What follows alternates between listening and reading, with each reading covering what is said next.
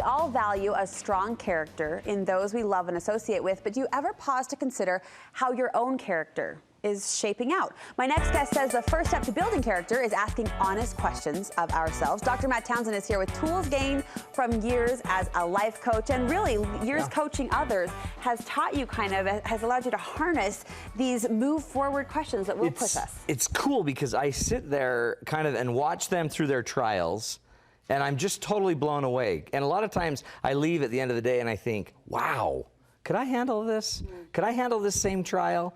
So after seeing this over and over and over, I have to ask myself every day, am I there in that area yet? Could I handle it? And what I found is a lot of times I couldn't.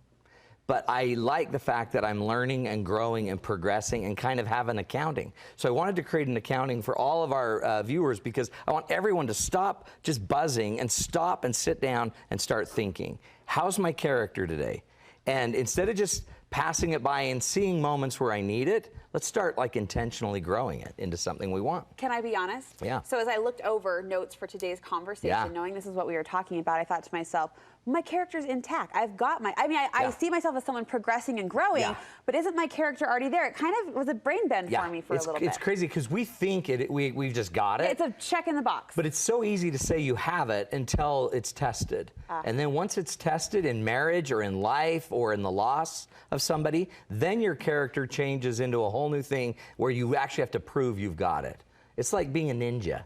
You can't just say you're a ninja. You gotta be a ninja. You gotta be flexible. You gotta be adaptable. The hands are going. Do you have any moves you'd like to demonstrate? No, I pulled my back out. Or shall we get to the accounting? Yeah, let's just get to I love these questions so much. Question number one, can you appreciate people who are different than you? Yeah, so if your daughter started dating somebody that was a completely different religion, ethnicity, a completely different history, can you handle that? Or would you absolutely lose it? And what does that prove about character? Tolerance. You say you're a tolerant person, you say you're a loving person, but until you've actually been pushed on it, we see in our country a lot of people that can't tolerate a lot of things right now, and yet we all just chalk it up to politics or whatever. But can you handle it? Can you tolerate people that are different? Do you truly appreciate people that aren't like you? And I think generation to generation, that could be a real look in the mirror moment. It's enormous, and all of us need to look at it. Question number two, do you spend more time focused on the good or the bad in your life? Yeah, which is an interesting one, right? Because it's about appreciation. Do you appreciate all the good in your life, or do you tend to talk more, obsess more, focus more on everything that's bad? What do you bring to the equation? And sometimes we always say it's situational. Well, my life is different. You don't know my life. But the reality is our own appreciation, being appreciative, focusing on what's good, grows more good. Focusing on what's bad tends to just foster more bad. Do you have the character to focus on the good and let some of the bad just flow downstream? I was chatting with a girlfriend the other day. I'm hesitating sharing the story, but she said, I just identify myself as such a positive person. And for half a second, I thought, well, yeah, really? I mean, because it's interesting, though, again, a look in the mirror moment where you're really watching those words that are coming out of your mouth and seeing what side of the scale they fall on, positive, negative. Where are you? That's a good one. Good question. Can you let go of negative feelings towards those who have hurt you, done you harm? Can you let it go? Can you forgive? Forgiveness. Can you move on? And again, I have a lot of clients that are honestly the most beautiful, loving souls you've ever seen, but they've been crossed, and they can love everybody but the one that crossed them. And they seem like saints, but sometimes they're just evil. They're scary about that one person that did that one thing, and they won't let it go. And it's really just to protect themselves. But to have true character, we've got to be able to let some stuff go.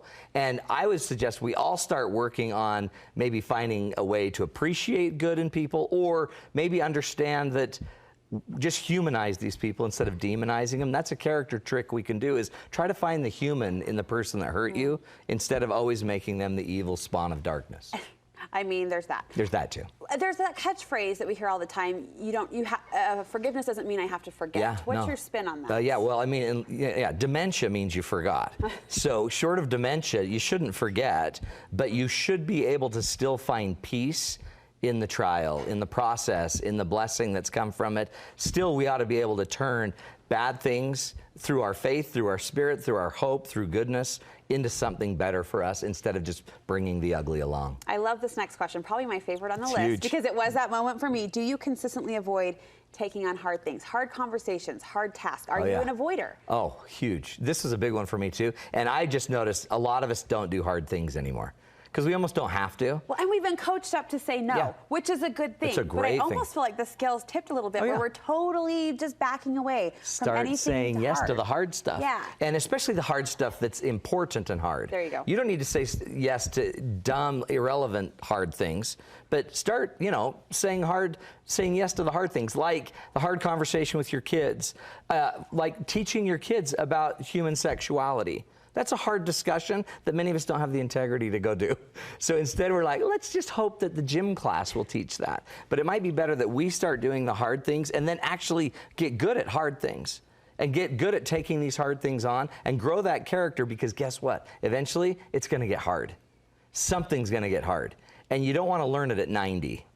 It'd be great to learn at 50 or 40 or 30 years old. And if you're one of those people who hasn't experienced that hard bump, are there ways you can push yourself? I mean, you described a couple of those conversations. I would just start with the simple stuff that's already in your life. Like, take on the hard task. Do that yard activity, that yard work that you just don't want to do. Let's go take it on, and let's start putting a little bit more stress, I call it good stress, in our lives by doing the hard stuff. Do you feel like nobody knows you because you hide what you feel? I have so many clients that are so frustrated that they're not in integrity because nobody knows what they really feel. Because they're a pleaser, for example, and they tried their entire life to just say what's pleasing. What does that mean, in integrity? You want to be completely aligned. You want your inside, your beliefs, your values to be aligned with your life and your activities. And a lot of us are in dissonance. Have you ever run? You haven't done it. But have you ever run into a door and it vibrates weird? I've done it. I do it all the time. Don't discredit me. But the crazy thing is, we want integrity in our lives, and sometimes we want to be something in our mind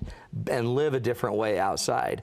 Are you the same person? So part of this is starting to learn to share your voice. You don't have to be a jerk. You don't have to be mean to say what you really need to say. But part of it is start saying and being the person in your head we probably need to bring out more into our world. 30 seconds. Do you justify changing your values because of other people? A lot of people give up values, give up value systems because that one person did that one thing.